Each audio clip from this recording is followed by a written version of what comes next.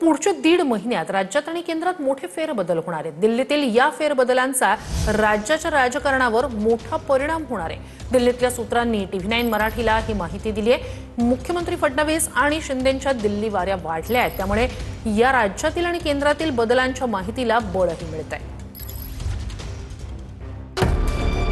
महाराष्ट्राचे मुख्यमंत्री देवेंद्र फडणवीस आणि उपमुख्यमंत्री शिंदेंच्या दिल्ली वाऱ्या वाढल्यानं केंद्रात आणि राज्यात येत्या 1.5 महिन्यामध्ये मोठे फेरबदल होणार असल्याची माहिती TV9 मराठीला सूत्रांनी दिली आहे। 20 जुलैपासून दिल्लीमध्ये संसदेचं पावसाळी अधिवेशन सुरू होत आहे। या अधिवेशनाच्या नंतर केंद्रीय मंत्रिमंडळात मोठे फेरबदल होणार असल्याची माहिती सूत्रांकडून मिळतेय।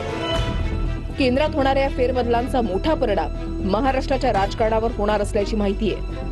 महाराष्ट्राचे उपमुख्यमंत्री एकनाथ शिंदे हे सतत दिल्लीमध्ये असण्यामागे हेच फेरबदल असल्याची माहिती सूत्रांकडून मिळतेय।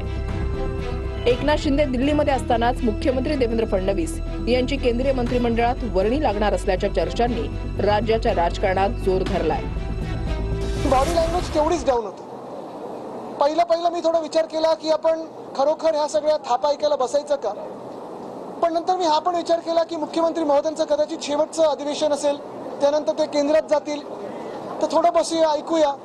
त्यांचा ग्राउंड कनेक्ट हा तुटलेला आहे हे क्लिअरली कळतं। फडणवीस जर केंद्रात गेले मंत्री म्हणून तर तुम्हाला काय वाटतं की राज्याची सूत्र कोणाकडे येईल? चंद्रशेखर बावनकुळेंकडे येते। मला जे चित्र दिसतंय त्यानुसार विदर्भातले चंद्रशेखर बावनकुळे हे देवेंद्र फडणवीस यांच्यानंतर मुख्यमंत्री पदासाठी योग्य नेते मला नेहमी दिसतात। मात्र फडणवीसांच्या दिल्लीमध्ये जाण्याच्या चर्चांची स्वतः मुख्यमंत्री फडणवीसांनी खिल्ली उडवली आहे।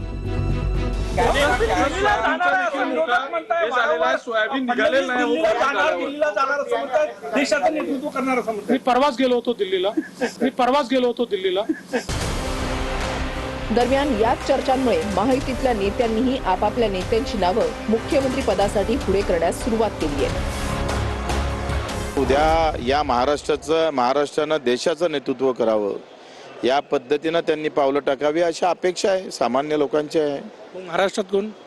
एकनाथजी शिंदेशिवाय पर्याय नाही, कारण एवढा मोठा उठाव जो केला, तो उठाव झाला नसता तर कदाचित ती सत्ता पलटली नसती तर आज सत्ता भाजपाची दिसली नसते। शेवटी प्रत्येक नेत्याला, प्रत्येक कार्यकर्त्याला आपल्या पक्षाचा नेता मोठा व्हावा हे वाटतंच, आणि ते वाटणं साहजिक आहे।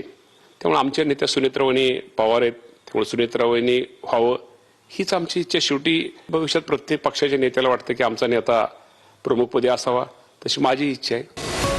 पुढील 1.5 महिन्यामध्ये केंद्रीय मंत्रिमंडळात होणाऱ्या फेरबदलांचा देशाच्या राजकारणावरही मोठा परिणाम होणार असल्याची माहिती आहे। मध्य प्रदेश, राजस्थान, उत्तराखंड, हरियाणा या राज्यांच्या मुख्यमंत्री पदांबाबतही निर्णय होणार असल्याच्या चर्चा आहेत।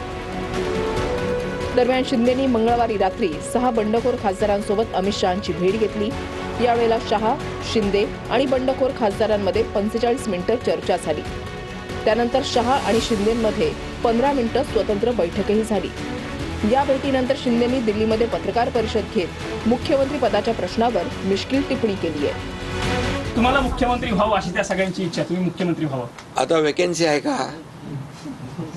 वॅकन्सी आहे का आता? वॅकन्सी तयार केली। अरे बाबा, मी सांगतो, तुम्ही ह्या सगळ्या गोष्टी प्रत्येक कार्यकर्त्याला वाटतं। मी मुख्यमंत्री असतानाही भारतीय जनता पक्षाच्या कार्यकर्त्यांना वाटायचं देवेंद्रजी मुख्यमंत्री झाले पाहिजे, हे साहजिक आहे, कार्यकर्त्यांच्या भावना असतात। दिल्ली आणि राज्यातल्या राजकीय घडामोडी बघता येत्या 1.5 महिन्यात मोठे फेरबदल होणार असल्याच्या सूत्रांच्या माहितीला बळ मिळतंय। पुढच्या घडामोडीकडे, पुण्यातील कंत्राटदारानं जीवन संपवल्याप्रकरणी धंगेकरांवर गुन्हा दाखल करण्यात आलाय। रवींद्र धंगेकर यांच्यासह 14 जणांवर गुन्हा दाखल करण्यात आलाय। रवींद्र धंगेकर यांच्या पत्नीच्या विरोधात सुद्धा गुन्हा दाखल करण्यात आलाय। पुण्यात गुलटेकडीमधील खलील शेख नावाच्या बिल्डरनं जीवन संपवलं। जीवन संपवण्याआधी बनवलेला व्हिडिओ पोलिसांच्या हाती लागलाय। ज्या बांधकामामुळे बिल थकलं त्या बांधकामाशी 1 वर्षापूर्वी रवींद्र धंगेकर यांचं नाव त्या ठिकाणी जोडलेलं होतं। खलील शेख व्हिडिओमध्ये म्हणतो की 50 लाख रुपये तुमच्याकडनं त्यांना येणं बाकी आहे। मग नाही, माझ्याकडनं नाही, हे आमच्या प्रोजेक्टमधनं आहे आणि प्रोजेक्ट सगळे बाळासाहेब शेळके बघत होते। आम्ही त्याच्यामधनं बाहेर पडलो होतो आणि कुठले व्यवहार बाळासाहेब शेळके करत होते।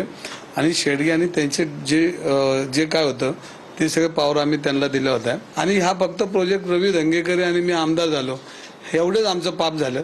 आणि त्या पापामुळे ही सगळे संसार म्हणजे तो बिचारा गेला हे दुर्दैवीच आहे. पण त्यावर अजून 4 जाते हे थांबणार नाही, सुरुवात झाली.